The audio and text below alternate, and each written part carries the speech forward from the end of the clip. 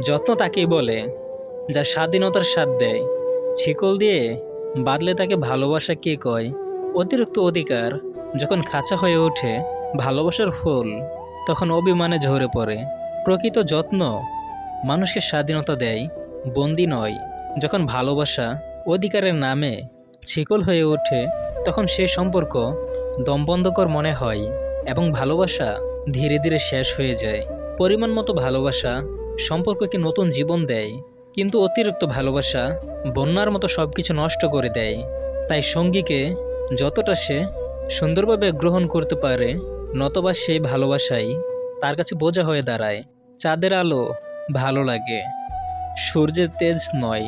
ভালোবাসায় স্পেস না দিলে সম্পর্কটা হয় ক্ষয়। কাছে আসার অর্থ এই নয় যে বিশ্বাস আটকে দেবে।